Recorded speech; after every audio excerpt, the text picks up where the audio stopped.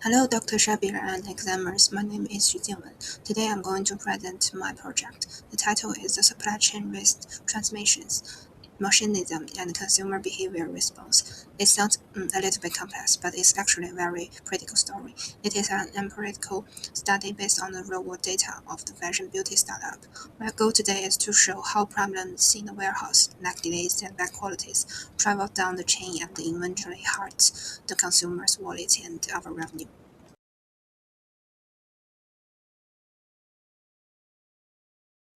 My study shows how supply chain risks affect revenue. Using real data with PATS and SPSS, I found there is a key points. One logist, sea shipping is the biggest risk because it is too unstable cost, and I found that the higher cost does not mean better quality. This is no link between price and defects. And three consumers, customer can't wait. Sales drop fast at day 3 and day 11 if they are late. So companies should focus better on better suppliers checks and use mixed shipping method. Let's start with the big picture, the fast-moving consumer goods industry. The role of the supply chain has completely changed. In the past, it was just a back-end cost center. The goal was just to save money, but today it is a front-end value driver. For a startup, the main challenge is no longer just how to build the product, it is how to keep the consumer happy. My research focuses on this shift. I want to see how being the responsible directly impact how much money we make. However, the startup I studied facing a serious black box problem. Even though they are spending a lot of money on manufacturing, they cannot guarantee quality. I looked at the data found two major red flags. The first is 36% failure rate when products arrived at the warehouse. This is very high. And the bigger problem is the 41% pending rate. I call this a liquid trap. It means almost half of the inventory is just sitting there, frozen. It is not rejected, but it's not sold either. Because cash stuck there, and the company has no money. They are forced to use cheap, slow shipping method, which leads to the delays and lost revenue. To solve this mess, I have set up four clear objectives for the study. First is I want to find out where the risk comes from. Is it the shipping method or is it the product type? Second, I need to understand the customer. How do they react when the things are late? Do they really care about the price? The third is I want to check the connection between the cost and quality. Does the spending more money actually fix the problem? And finally, based on the data, I want to build a strategy to fix this issue. For my theory, I combine normal accident theory with the SOR model. It's a simple cause and effect chain. The stimulus is the supply chain performance, like how long shipping takes. This affects the organism, which is the consumer's mind. They get impatient or feel it's unfair. And this leads the response, which their action. Do they buy the product or they cancel the order?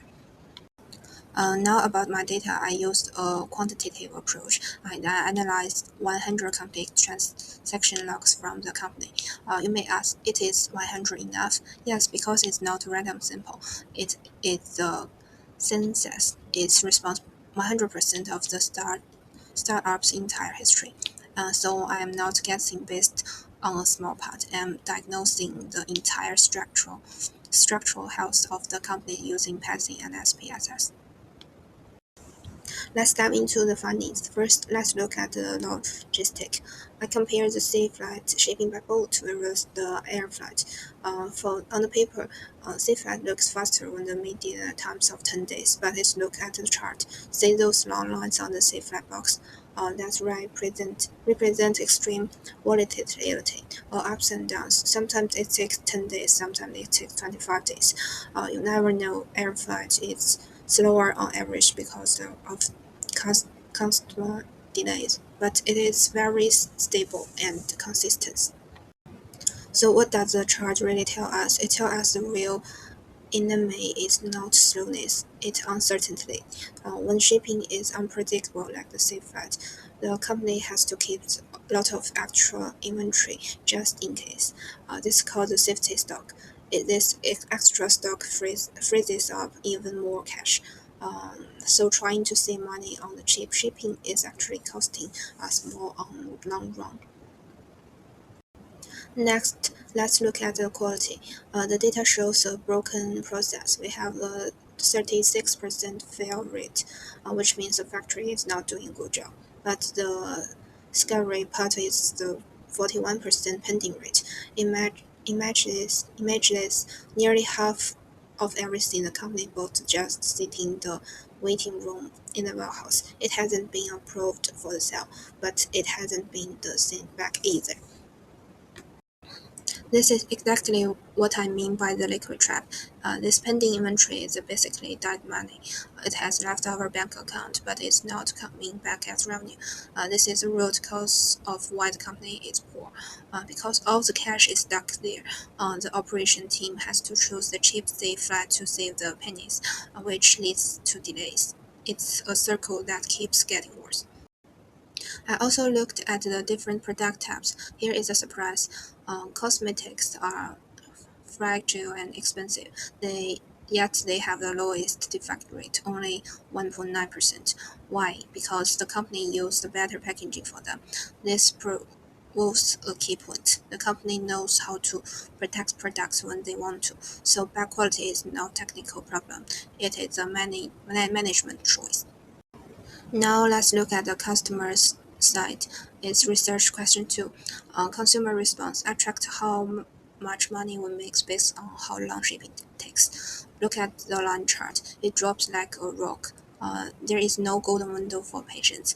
Customers don't give us a good grace period. The moment delivery goes from the day 3 to day 5, we see the massive drop in the revenue. They just cancel the order. This confirms that customers have zero tolerance. In the industry, if you are late, you are punished. Customers engage in what I call punitive behavior. This connects back to my first finding. The unpredictability of the safe flight is directly killing our revenue here. Every day of delays is money lost. What about the price? Do customers care if it's cheap? Actually, no. I found that we sell a lot of product even at high price. The customers are not sensitive to price. They are buying the brand. This is important because it means we cannot use a low price to make up for the bad delivery. If we charge a premium price, we must provide premium reliability. Now for research question 3, I wanted to see the relationship between the cost and quality. Common sense says if you pay more, you get better quality, right? No, my analysis shows a correlation of 0.04. That means there is a zero connection. Spending more money on the manufacturing did not reduce the defect rate at all. It proves the theory that quality comes from the discipline, not from throwing money at the problem. You can see that clearly in the scatter plot. We are paying permanent price to the manufacturer products at the inventory fail inspections. This is just a waste of money. The current investment is ineffective. It is not stopping the risk. It's just increasing our costs for no reason. So let's put it all together. Here is the circle. We had low process control, which leads to failures, and this creates inventory paralysis, the 41% pending. This caused the cash freeze, and then so we have forced on to use the cheap, risky logistics, and that leads the revenue cliff where the customer leave. To break this, I have a plan. It's strategy one. We need to live for 24-hour rule. All pending items must be cleared in the one day to uncloud cash. Strategy B is logistics. We need to hybrid approach. Use air freight or the high value cosmetics.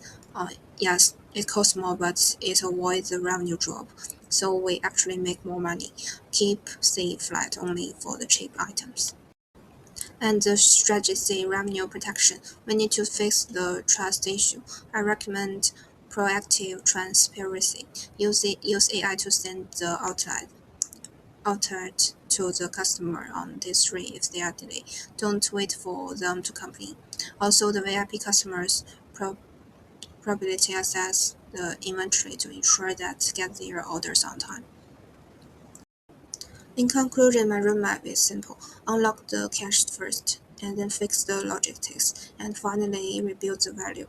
My final takeaway for the startup is this: supply chain resilience is not built on high cost; it's built on the precision.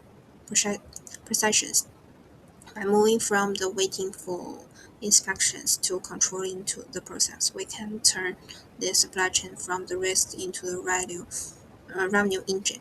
And thank you for the listening. Now I'm happy to answer the questions.